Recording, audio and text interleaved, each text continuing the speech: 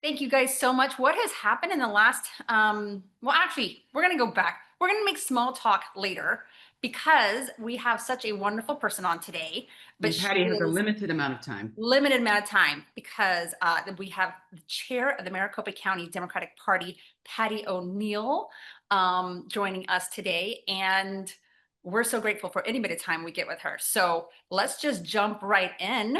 Hi, Patti. Hey, good afternoon, because it is just now afternoon. How are you, ladies? We're good. So we go far back with Patti. I met her when I was going through Leading for Change, a great program. Yep. If anybody's interested in becoming a leader in politics in any capacity, that is a great organization. Met Patti through there. She also was the chair of the LD3 Democratic Party, which was previously LD23. 23. Thank you. Which was previously in the Scottsdale area. So It kind of became LD3 mostly. LD34. Yeah. Yeah. So she's been an advocate for many, many years and has now become the chair. So Patti, I think there's going to be a handful of people on here who don't understand why. Like, I know I've heard stories of you going out to like the DNC and going to these big conferences and people meet you and they're like, oh, you're Maricopa County. And like, like a deer in headlights, like, whoa, you have a big responsibility. So help people understand why people from across the nation look to you to say, what are you doing? What can we help you with? Explain Yeah. that. And I just want to say, I started out just like a lot of you who are maybe new to this in 2016, and you heard the old adage, everything, all politics is local. And it just was like a light bulb to me because at the time it was Joe Arpaio, and it was the year that Trump came into office and Arpaio went out of office. We, had Penzone and Adrian Fontes as recorder. And it was at that moment it clicked to me that, wow, this same person at the county level is now going type of person, meaning Arpaio type of person, with the Latino sweeps and such. Well, that kind of hatred is now at the presidential level. And I knew I had to get involved. And I took baby steps. I didn't know what an LD was. I didn't know which precinct I lived in. And so I just kept going to these meetings. And along the way, I met Jennifer. She was active in Eric Kurland's campaign when he ran for LD23. Remember that? You sat me down with a map in the office and you showed me every precinct and how it voted and how you tracked trends and helped me so that we could fundraise. And we raised an incredible amount of money for an unwinnable seat. I now oversee, 30 of the 20, there's 30 legislative districts in the entire state. 18 of them are wholly or partially within our county, right? And so we have, out of the 9 congressional districts, 8 of them run partially or entirely in this county, right? So we have 64% of the votes. It's the second largest county in the United States. It is the largest county that is a swing county. That is correct. So it really is a linchpin, which is why you hear about it all the time on national news. Absolutely. So second largest to Los Angeles County in voting, right? So that's huge. Tell me how the county, because of its importance, and like you said, 8 congressional districts, 18 LDs, countless. I mean, there must be hundreds of school board seats. You've got the county races, Maricopa County Recorder, the sheriff, you have the attorney race, as well as helping with the statewide races like governor and secretary of state. How in the world do you even begin to prioritize where you send resources?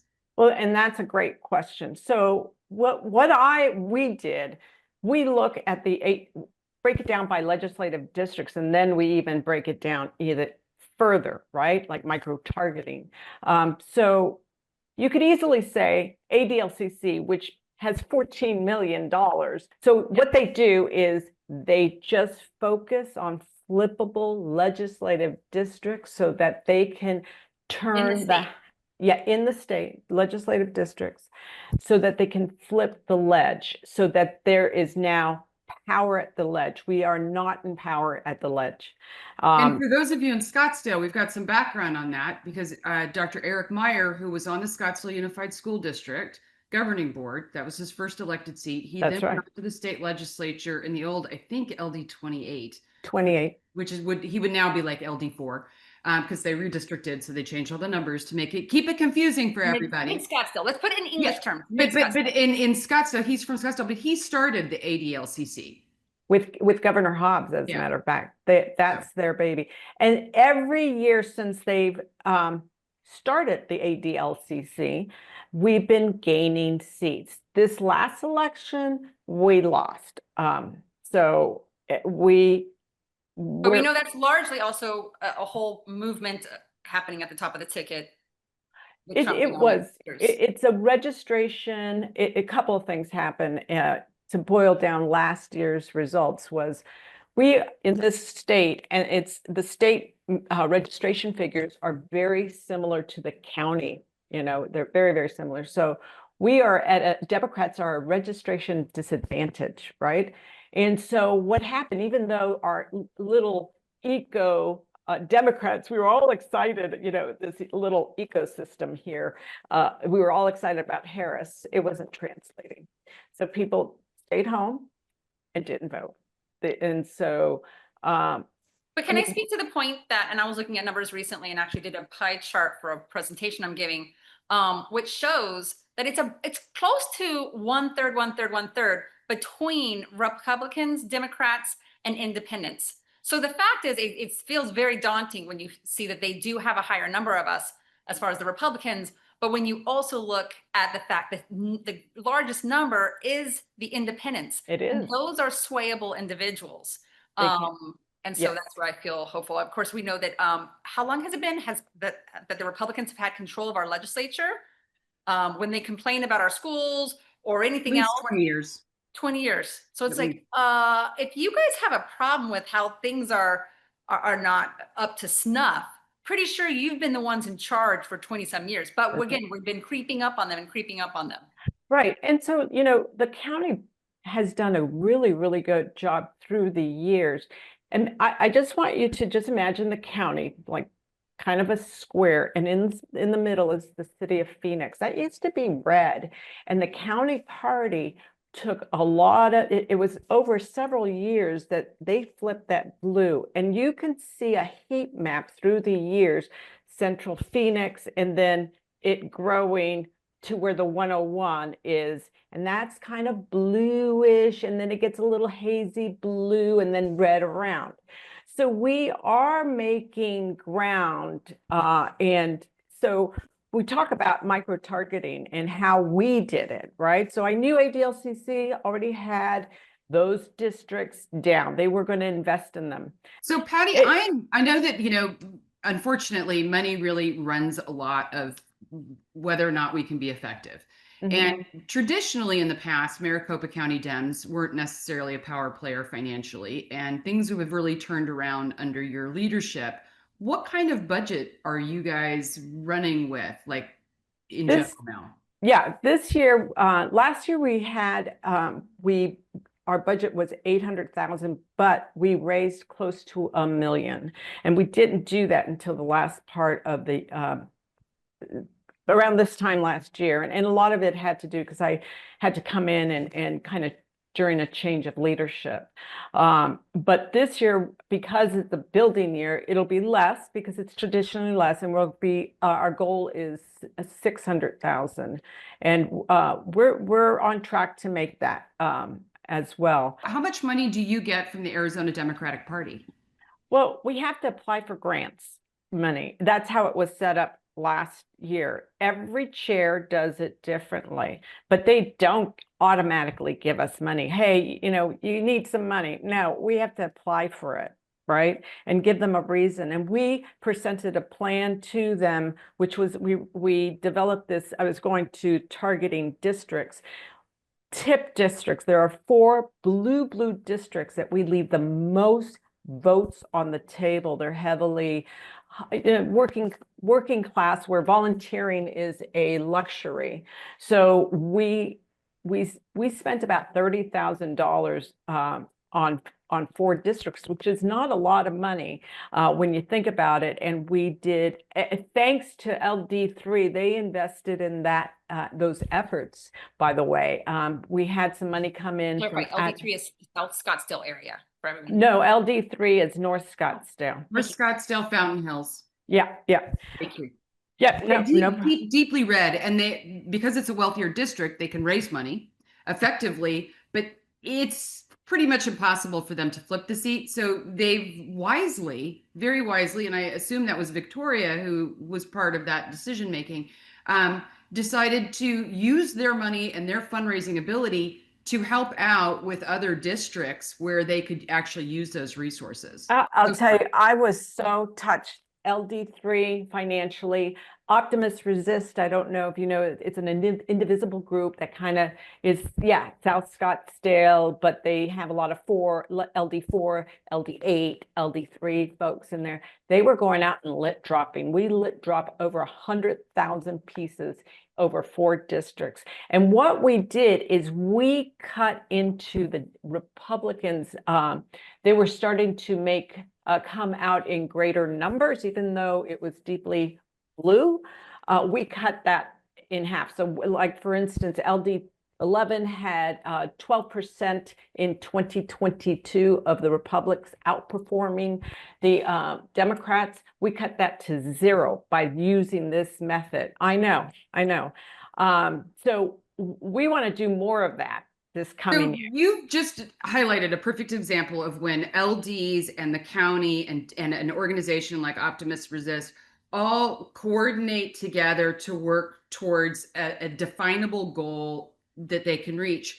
What happens when our state party, the overarching organization, looks like it's a dumpster fire? It looks like a hot mess right now.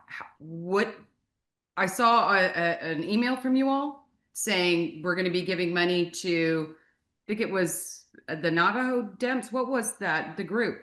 So we're pulling our funding through another group because we're no longer trusting the Arizona State Party. This is like as objective as I can make it. So a new chair was elected, Branscombe, and maybe the transition as easy or as it's possible. It's possible. That's their story. And so he was put at a disadvantage. Again, I'm trying to be objective. And then he unwisely sent out an email that even I received to a bunch of LD chairs or some people. But, it's an email. So y'all send something out on the internet, it's going to go everywhere.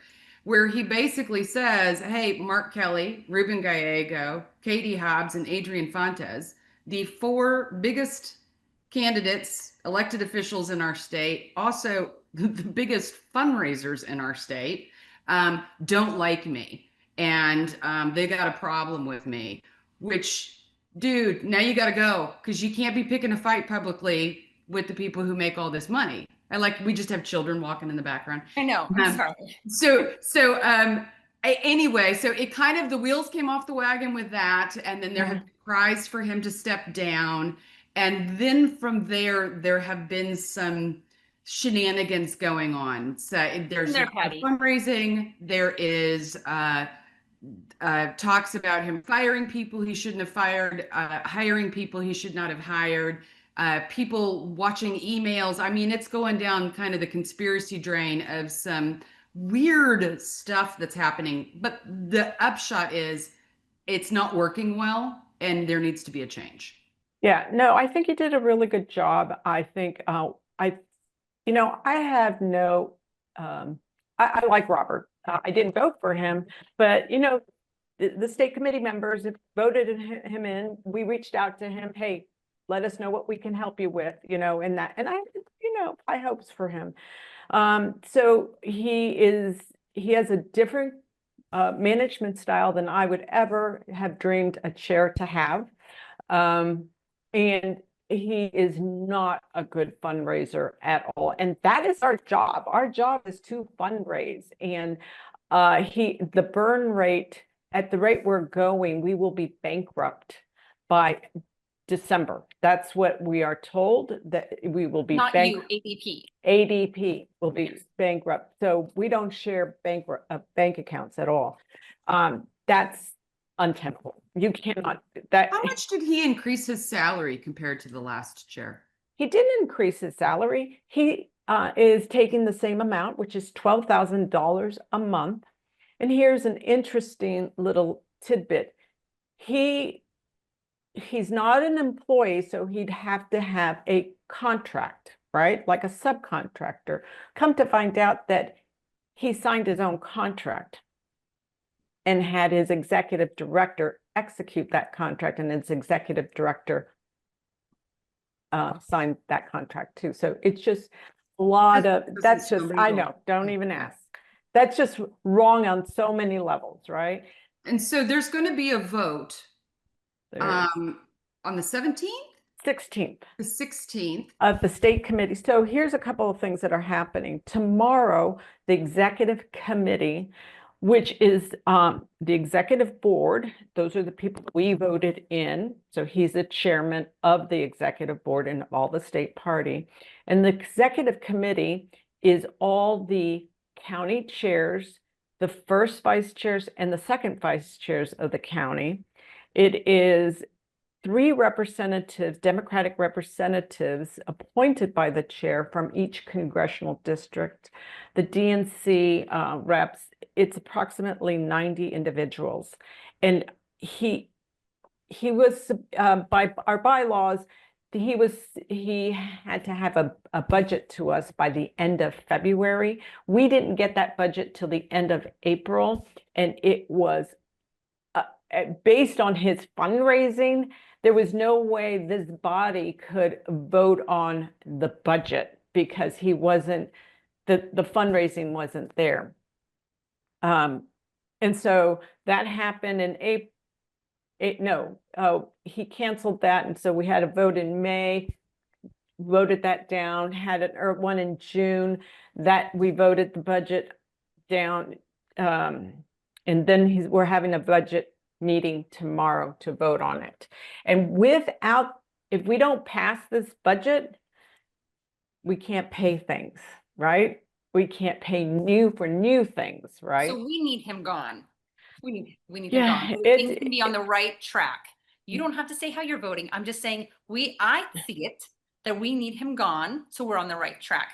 And I know you're supposed to be jumping off right now for your next thing. And it's okay. I can hold on for. I want to get to the hopeful, because right now we're looking at this, this dumpster fire, and there is so many great hopeful things and some neat strategies that have come out of obviously some great minds in politics here in Arizona who've created different PACs and different things. So let's lead into, unless there's an action step to follow up on that specific one. No, I'm just, tying up this little bow here that there is going to be an election on special election, July 16th to retain or remove him. And there are some really good people that I think will bubble up as chair and run for chair. I'm hoping one does. But meanwhile, while that's imploding, Maricopa County has just been trying to stay razor focused on the county. And I'm making an announcement here. We've been looking at creating a federal PAC. We are a party committee, right? And we're really not supposed to be working with federal candidates at all. There's a lot of campaign finance regulations that preclude us from doing that. So we have created a federal hybrid PAC. So now we can work with the party in disarray. We've been working on this for almost 15 years, and we've decided now is the time to do this. And because now we can support our federal candidates. Who would that be? We have CD1. We have Greg Stanton. We have Ansari. I know she's, a decidedly blue district, but what if we were to increase the turnout in that district, right? So Patti, would your federal PAC be able to work with another PAC? Absolutely, sister. Because we were trying to, Shay and I started a PAC for CD1, and You did. Tell me we plan about on it. doing some polling. We know that a lot of candidates can't afford polling, and then there was a question of how we could get that to other candidates that we cared about in the area that just might want some of that information. And if we were working with the county PAC, well, then the county suddenly has that information too. And Yeah. isn't that great? Because then they can share it with anybody that they need to. Yeah. A reminder, PAC is a political action committee. And in our case, we aren't working for any individual candidate like Amish Shaw, Marlene Woods, the 7 others that are running also for Schweikert's seat. I don't even know what to say about that. Because CD1 has been a very crowded primary and or contested really for the last 20 years, we realized that while Democrats are trying to out-left each other and out-Democrat each other to win their primary, nobody's going after the target. And so Right. we needed to raise money so that we could start going after Schweikert. Whoever wins the primary, they will just benefit from the work that we had done. But somebody has to be using the messaging of how the big beautiful bill is going to screw his constituents, how he doesn't meet with people, all these different things so that we can start informing the public about the evils of David Schweikert. Yes, and I want to be perfectly clear that we are keeping our county party that status. This is separate. Yeah. I'm not part of it, legally, but it's there to also, God forbid, with the day that I step down, because I'm not going to do this forever, guys, but It pays so well, Patty. oh yeah, that I do step down, but God forbid some shenanigans happen. Well, at least this PAC can be sort of an organization that can help continue the efforts of getting Democrats elected in Maricopa. You're being smart, super smart. So Very smart. I want to give Patty one more shout out before she goes. It was going to be a tough road to hoe in terms of the county recorder race, but Patty went out of her way to find incredible candidates to run for seats. Tim Stringham is a winner. He is an amazing person. He is so smart. You went out, you found him, you recruited him. You have a real eye for talent, and I appreciate you going and finding people like that are quality, that I know someday Tim is going to be a player someplace. Yeah. Yes. Period. Thank you so much, Jennifer and Shay. We got to get together. I know it's crazy, and thank you everybody for being on. I have to tell you, when Shay and Jennifer came up with this idea, I thought it was brilliant, because this is a whole demographics that we keep missing the mark, and there is so much talent here, and I know you're all busy. We have so many great talented people in the Scottsdale Women Rising group. We can't believe it. So yes. I know I get these text messages from Shay. Hey, I met so and so. Yeah, it's crazy. I love it. I love it. So I will drop my contact information in the chat. Anybody can call me, and I do return calls and text messages. I thank you so much. Don't just bug her with ideas. The woman is super busy. Share the ideas with us and we'll share them with her, but don't harass her. I do want to give you a plug before you jump off. I know you need to be off at 12:30. Maricopa County also has what's called a Circle of Friends, a great organization where if you donate, it's a little over $100 a month. Isn't that right? It's $85 a month. Okay.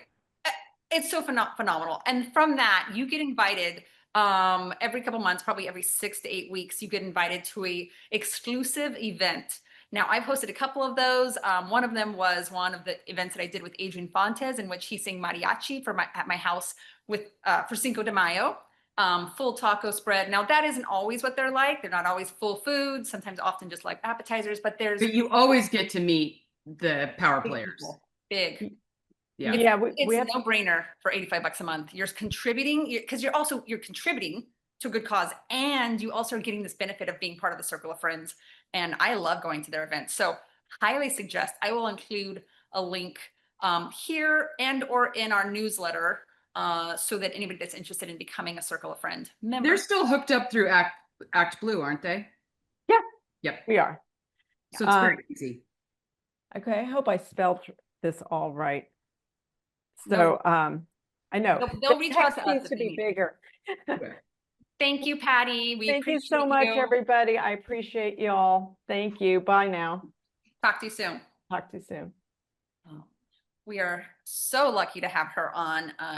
Yes, and she works, oh my gosh, 40 plus hours a week, for sure, and no pay. That's a volunteer position. And she just gives it all because she cares so much, and she's so respected and loved in the community. She just knows everybody across the entire state. She truly does. Don't you agree, Jennifer? Yes.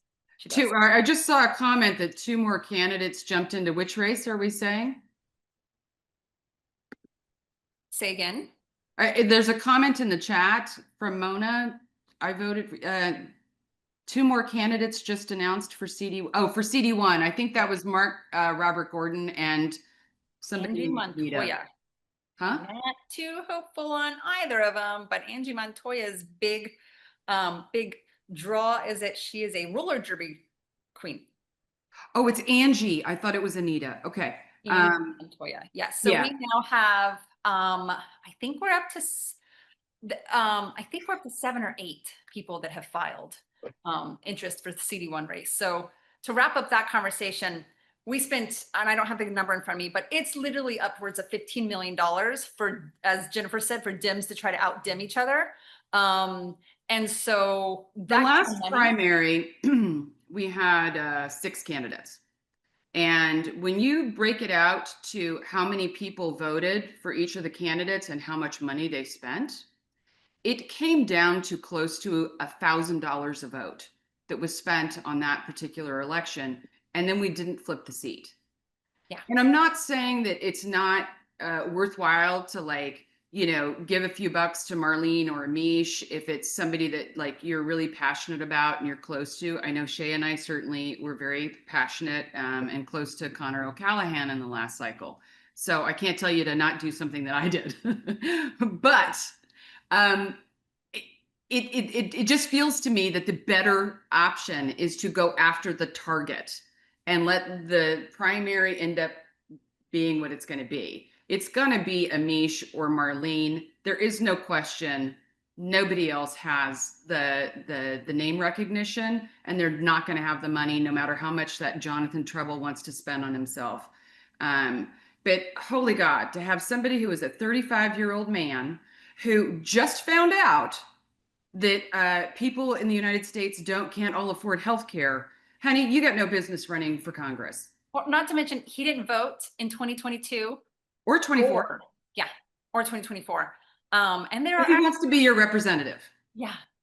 And unfortunately, there are actually, there is 1 or 2 elected officials who have endorsed him. And I'm like, what? Did you talk to him? Did you talk to him? But it goes back to, is that we know the most effective use of your money if you want us to flip that seat, and it is a flippable seat, especially in the midterms here.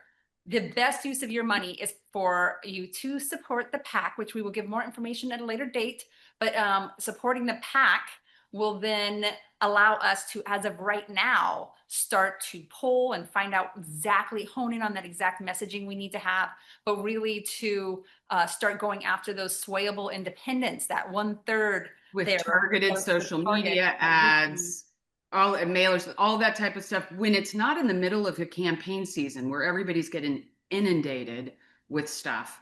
Oh, I see Mike is here now. So yeah. Oh, so we have a surprise.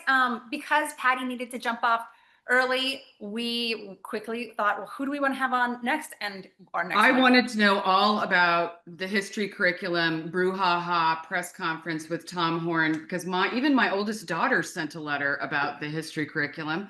So Mike, what in the heck happened? First of all, are you saying I'm your second date to the prom? Come You on. really are. Yeah. Well, I mean, we wanted to have you on the next Zoom, Jeez. so we just thought, well, let's just move them up right now. Can we scoot? She did give me a list of 7 people, and I said, Mike, let's And have. I was Mike. 5th on that list, right? No, because I want the dirt. All right. So, hey, folks, Mike Sharkey here. I am on the Scottsdale Unified School District Governing Board. Just ran this past year, and First time for me ever doing any of this elected official stuff. So, but very happy I'm in. I'm doing what I want to do, which is make Scottsdale schools the school of choice for our family. So happy I'm there. So, yeah, as you probably know, there was the brouhaha with the curriculum. Curriculum comes up for review every certain number of years. Our social studies, which is U.S. history, world history, hasn't been updated in something like 7 or 8 years. So like the last textbook, it finished like when George Bush was president. So it was up. We have a process. Hey, we're going to review curriculum. We have teachers on the committee. We open it up. We have community members on the committee if they come forward. 4 or 5 month process. They recommend textbooks to use, and this is high school, so 9, 10, 11, 12th grade curriculum. They put it up in front of the board for review, and then 1 month after that, we vote on it to either adopt the curriculum as proposed or to not. And normally, I mean, you have the right people. You have the teachers, the people that are subject matter experts involved. It's open. It shouldn't be controversial. But when it went up for review, this is social studies. So you have things like current events in there. And there were folks that didn't agree with what was in there. And these things kind of get a little life of their own and get pushed and become a thing. So, and when it was first up for review in our April board meeting, there was discussion about it. There started to be a lot of feedback.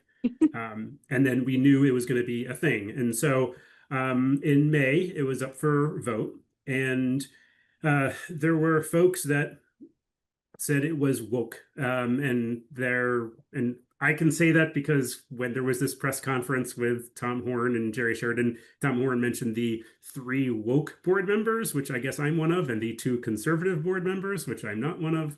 I noticed he also mentioned that he tried to contact the 2 conservative. Said they were on vacation, but I had didn't coffee bother with calling you guys or the district admin.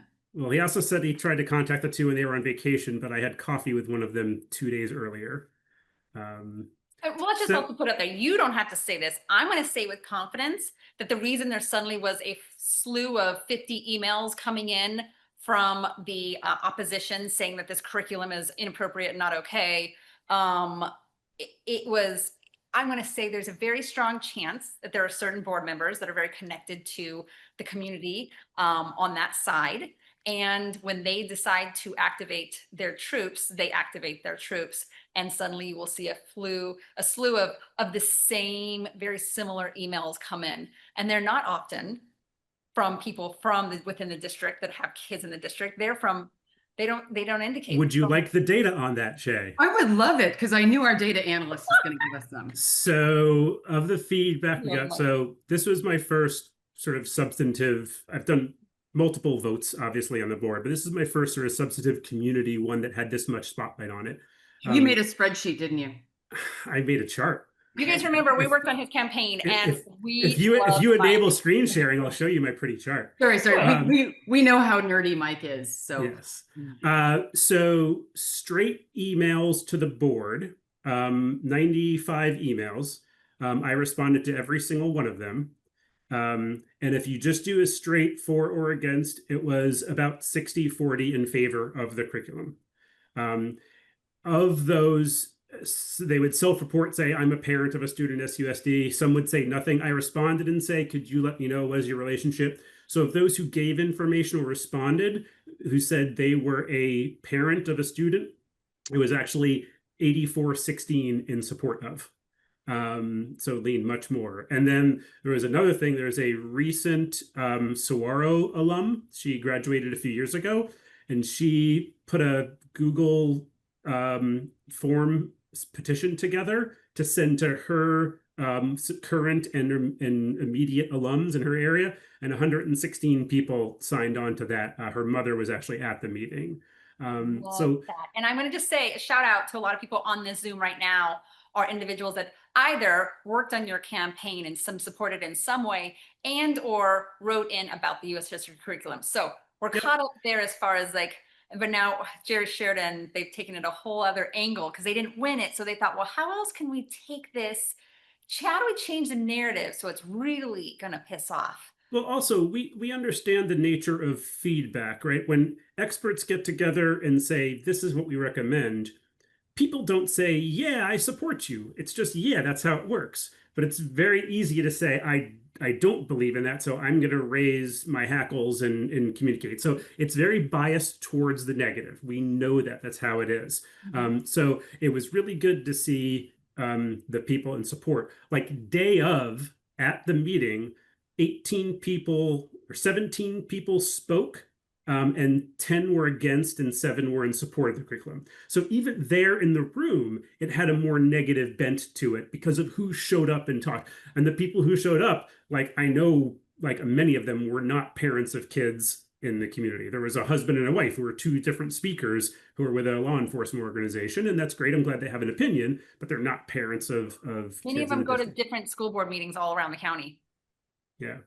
So. And then, there was the whole press conference, right? So So the They press did it- conference was fascinating to me because some of the things that they specified that they brought out as like their problems with the 2 pages in this 1,000-page textbook. One of them was a statement, and they're I'm not putting words in their mouths. This is what they said. Mhm. They had a problem with the inaccurate statement that a vast majority of Black Lives Matter marches were peaceful. So I was like, well, gosh, I thought they were peaceful. So I go and I looked at every news source I could find, Pew Research, like everything. And turns out a vast majority of Black Lives Matter marches were peaceful.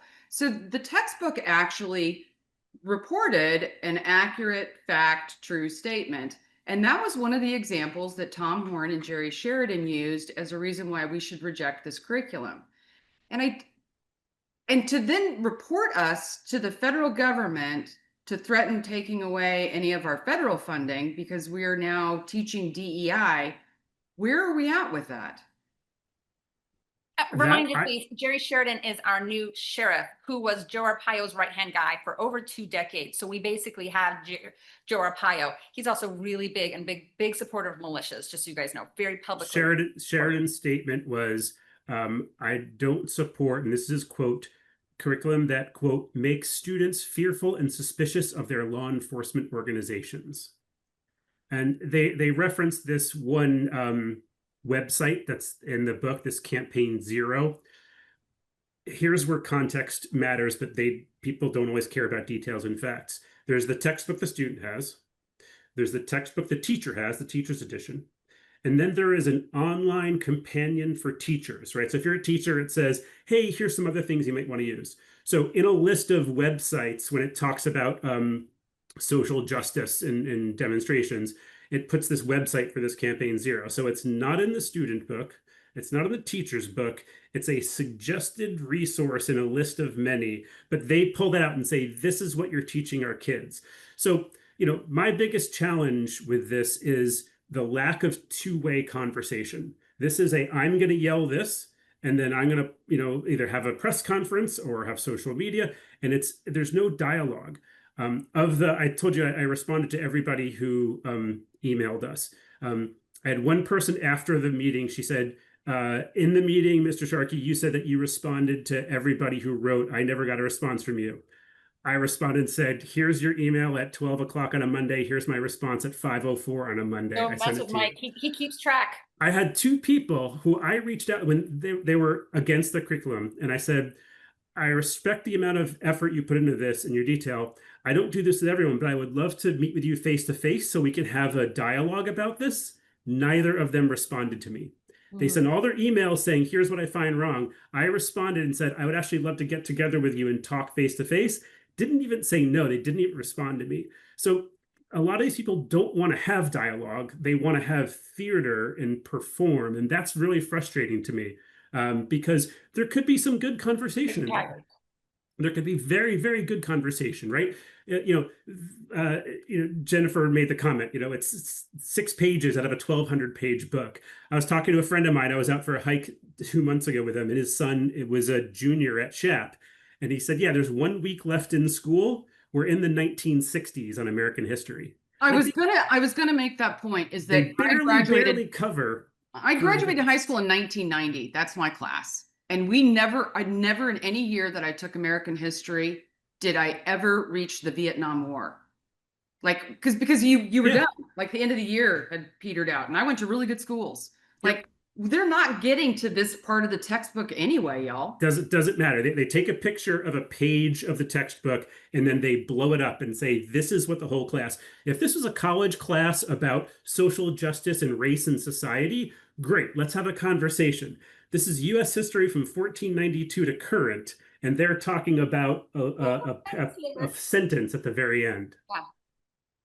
Wow. So where So does that the put us? last thing that happened though is that after the press conference, Tom Horn said that he was reporting us to the federal government for DEI, which is against the law and Trump's executive order, in which case our federal funding is at risk. Do we know what's happening with that? I haven't heard of any next steps. I mean, Can we have you back on? Because I know you're gonna be speaking, you're having a one-on-one meeting pretty soon with the superintendent. And if there's any new information, we would love to know if you end up learning of any.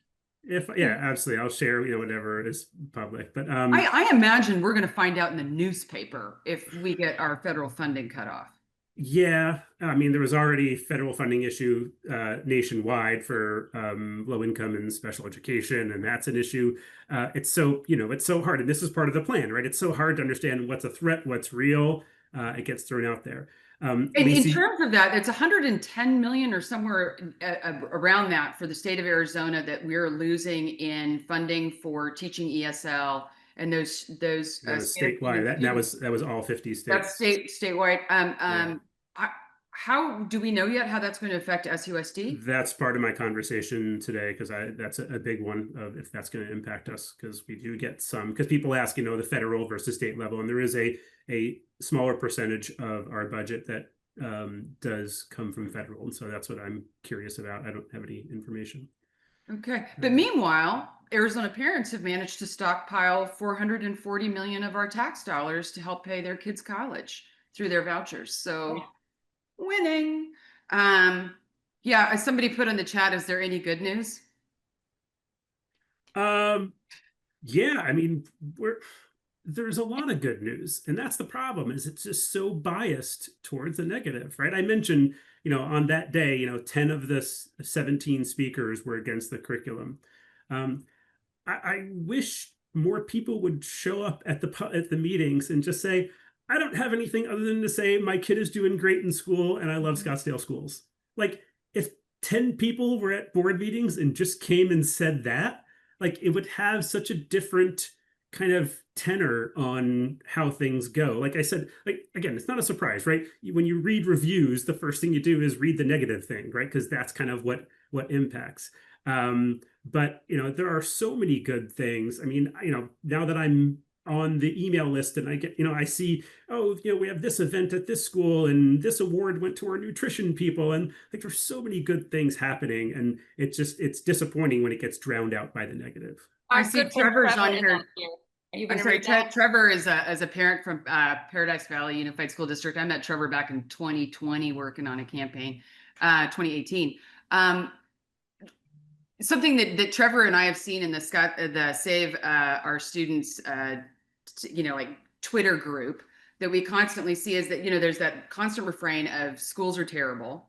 And there's a group of us that are sort of sitting there going like, well, our kids did great. Like, you and our kids went to highly selective colleges. I got a kid in grad school for free at Georgetown. Like we did great.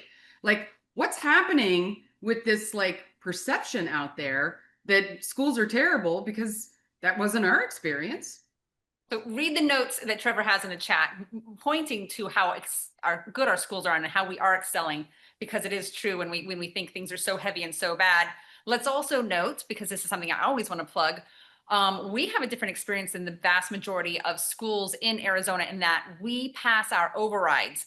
We are the 48th lowest funded in the nation at a state level. And so we beg our taxpayers in each city, in each district, can you please help us by giving us a coffee a week, essentially, to help fund? I mean, it might even be a coffee a month, I think. No, it's not a coffee. It's something. The average is like $130. Can you to support our schools additionally? And over the last 2 years, 2022 and 2023, we got upwards of $37 million in override funds. So again, we're so lucky here in Scottsdale. We should know it is not going to hit us the same way that so many of the other schools that do not pass their overrides, that are, don't have that kind of those funds. There are school districts that don't even bother. They don't even bother to ask for them. Apache Junction, they're like, forget it. They're never passing it. It's not going to happen. So, again, we teach our kids be good critical thinkers, right? And you look at the numbers. So the state assessments, the ASA or state tests, in math and English, we're 58% students proficient in math and 63 in English. Sounds really bad, and I agree it's bad. If you look at it in context of the whole state, we are like at the top for our peer schools. Like we're in the top like 5 for that.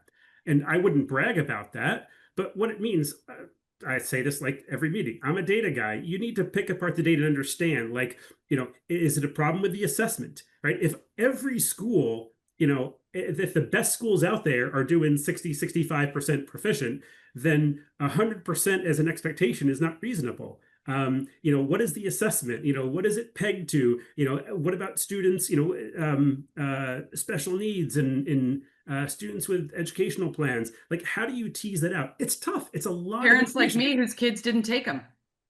Yeah, but it's very easy to say, look, only 68% of your kids know math. You're a failure. You should fire the superintendent. That's an easy message to say, but it sort of ignores the nuance and the details of numbers and assessment, which is what it is. I've been in higher ed data and analytics for over 20 years. Like, there's a lot of details in there. But going back to my point, people like posting something online or having a one-way, I'm going to shout about it, as opposed to having a discussion like, hey, let's pick that apart. What's your issue? And I just wish there was more of that. And I'm not going to give it up. I'm not going to say, there's no chance for discussion. I will continue to try, because that's how I think we're going to bridge this. Am I correct that our top score STEM students at Saguaro would actually beat out the basis students in their scores? I've heard. I don't know the details. I mean, it's Got it. apples and oranges, though, right? Because it's two totally different. When I was running last year, one of the folks I was running against said in a podcast, let's look at comparable schools. I see what basis does. We should do more like them. I'm like, you have no idea how schools work. Like, there's nothing wrong with basis. It's a model.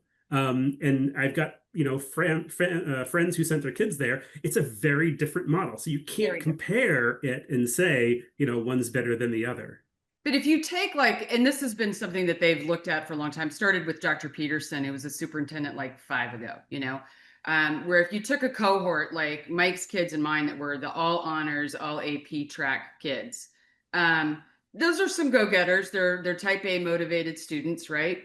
That's the type of student that you'd have at basis, right? So if you took that cohort that was taking calculus 3 their senior year, just like basis, they were in all AP honors and stuff, and then you compared the SAT scores and their AP scores, we actually beat basis. So when you take the like similar type student, then yes, you end up, but here's the main difference. Are hyper competitive at that top level. Here's the main difference. If you had 100 kids who started SHAP as a freshman, 99 of them will graduate as a senior. If you have 100 kids who start basis as a freshman, 67 of them will graduate. Right? Oh, they're up to 67. They used to be at 43. Right. So that's just very different. Sure, if you want a third of your kids to go somewhere else, that's a great model, but that you can't compare the two. Yeah, it's a fascinating thing. I think that a big problem that we have with the scores and the testing, and especially comparing ourselves internationally, which I don't understand why somebody hasn't really looked into this, is that, in Japan, if you want to continue on in certain tracks, you have to do well on certain standardized exams along the way. And then they sort of funnel you off. And most other developed countries do that type of thing. The United States doesn't. To a degree, we have you get put in your different math class, or, you can go to AP or honors. But by and large, you're all going to the same school and you get to keep going if you pass your classes. But we have no incentive to do well on the tests. So I stopped having my kids go and take the test when I had the director of assessment, when Sarah was in 6th grade, say, how did she get 17%? And I was like, what? And Sarah's like, oh, that's what you get when you answer C on everything. Because she was like, I don't care. Like, nobody cares about this. I don't care. This is a waste of my time. And so I just didn't have my kids go anymore. By the way, there is no opt-out option in the state of Arizona. It's not legal. The school has to have 90% of their students test, or they immediately drop a letter grade. That's what happens to them. So I still think that if everybody just pulled their kids out of the testing, then what could they do?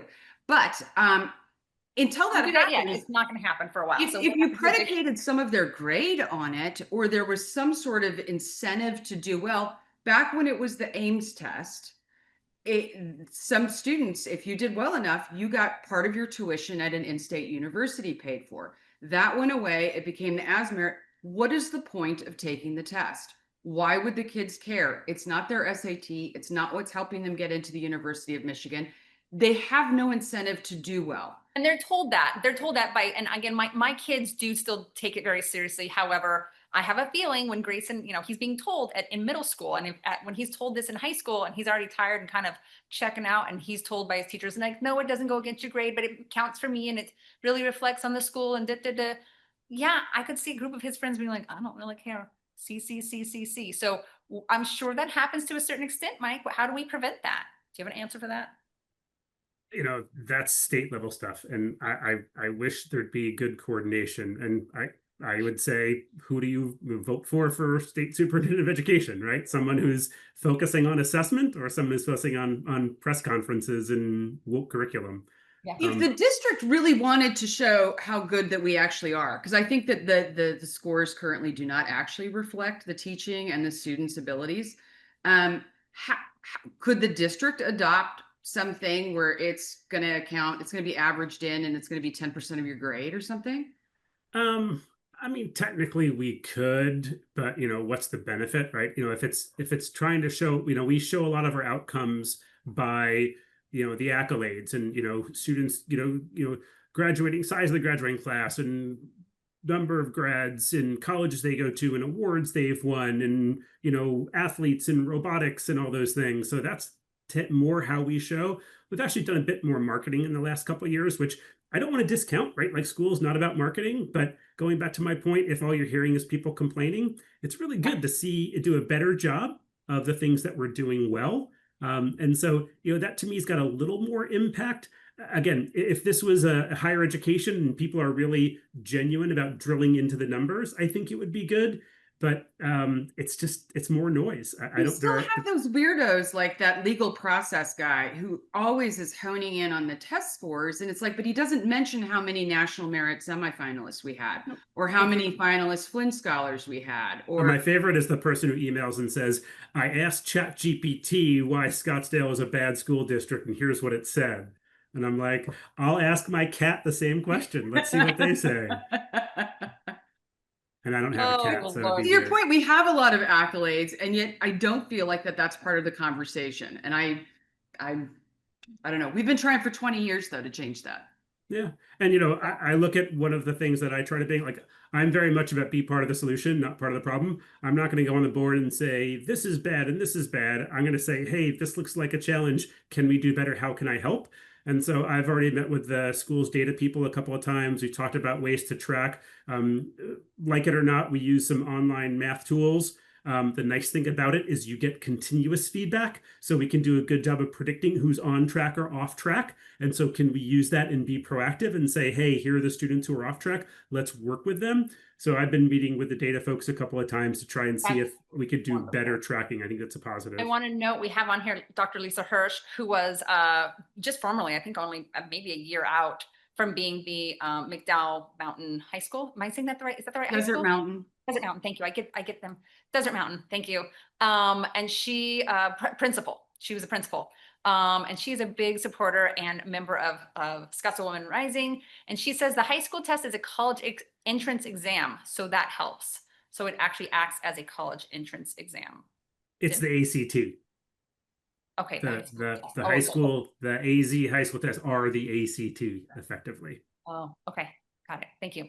Well, we are 2 minutes away from wrapping up. We are so grateful. So grateful, Mike. Thank you so much for your time. Always happy to be here. We would love to have you back on once you get a chance to chat with Dr. Menzel and see what you find out If there. you find out that the DEI ICE agents are coming after us, I'd love to know. Yeah, that'd be good. Yeah. Good grief. So thank you so much. And to wrap that up, let's talk about what else is coming up in the next couple days. We have a week from now, we're starting to do it the third Thursday of every month. I would really love you guys if you would just pull out your phones right now and find your calendars and pop it in. So the second Thursday of every month is our special guest speaker, like we had today. The third Thursday, so think Thirsty Thursdays. The third Thursday is always our happy hour. It was different, but we changed it to the third. It seems easiest with people's schedules. Third Thursday. And then the fourth Thursday is our troublemaker chat. That is where we don't have a special guest speaker. It is about having you guys on. We all talk together, we brainstorm. It is a girlfriend chat time. I thought the last one was very robust and fun. I enjoyed it. We had some great people on there. Good. And I want to hear more from Lisa about this discussion at the troublemaker chat, because I want to hear just like what it sounds like in her head when she reads a tweet about how dumb public school kids are when she thinks about all of her IB graduating students at Desert Mountain. Oh, I'm like, sure. that makes me laugh so hard to think about those idiots. They have no clue. They've clearly never been to a school. Anyway. That's true. So as Dr. Hirsch says, makes me nuts. Yeah. So would love to have you guys on there. We are kind of torn right now. You guys get a notification. Anybody that has signed up for any Zoom, we keep it in we keep all your emails and then we send you the reminder. Some people don't like that because they're like, I signed up for a Zoom a month and a half ago and now I get the reminders every time and I don't want that. So we're kind of torn whether or not we're going to continue just automatically sending you all the Zoom registration links on the day of the Zooms.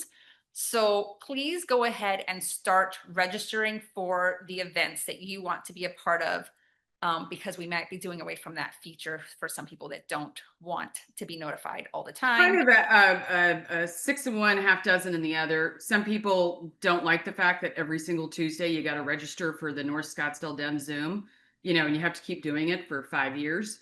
But then other people lose the original link that they had or don't like the extra emails in their email box. So, maybe tell us, maybe we'll go with what a majority likes. Yeah. And if you really don't want to keep receiving the notifications, maybe we just figure out who those people are and we remove you so that you aren't still getting those notifications. Because otherwise you can just flag in your email box, like the link that you had from a few months ago, and then just go back to that one. Yeah. So we'll work on figuring that out. But again, pop these in your calendar. We'd be grateful. We often, because we don't have people necessarily at this point, haven't been having people re-register. Sometimes we come on and it's like, oh my God, we've got Patti O'Neill coming on and we only have 7 people who've registered. But that may be only the 7 new people. So we're in flux on that, but put it in your calendar, show up. We'd love to have you at the happy hour. It is going to be here in the McCormick Ranch area. We are, again, our numbers, even with the heat, our numbers are good. We're so grateful that the few who are in town are like, yes, I need a cocktail. Oh yeah, Shay, I'm sorry. Steph has brought up something we got to go over for a second, because you have to tell the story about following and harassing David Schweikert. I actually, someone has a video of it. I might share the video where you can see me side by side. Go to did we put it in the Scottsdale Women Rising Facebook? Well, I did the video of me talking right after I left him. I didn't have the video. I just got the video that someone took of me actually following him. So I was at the parade in Arcadia for 4th of July, and Schweikert was there.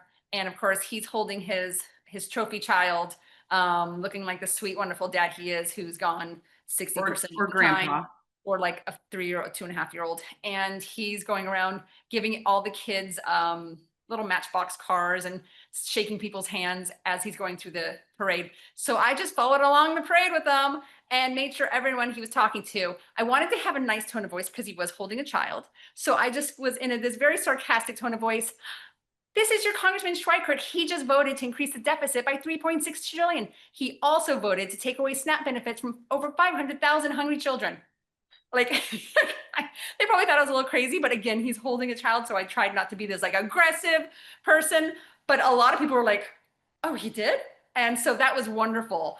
So did you go purposely for this, or did you see him and go, okay, here's an opportunity, I'm taking it? No, I went there. My daughter made a bunch of flower arrangements and flags, didn't you? Right. She's over here proud of herself. That we were selling for donation to St. Jude. She wanted to do. So it was adorable. And I also had a sign up there for Scottsdale Women Rising. And of course, once I saw him there, myself and a few other badass people from LD4 women were like, oh, let's follow him. And then after a while they thought, well, maybe we shouldn't. I'm like, oh, no, I'm following him. We're doing it. So it was a good time. Good time. I'm not quite done with the Zoom yet. I have children. Yeah, I know, but we did go over, to be fair. Okay, thanks you guys. Great time. Good chat, and we'll get it posted up soon. Talk to you soon.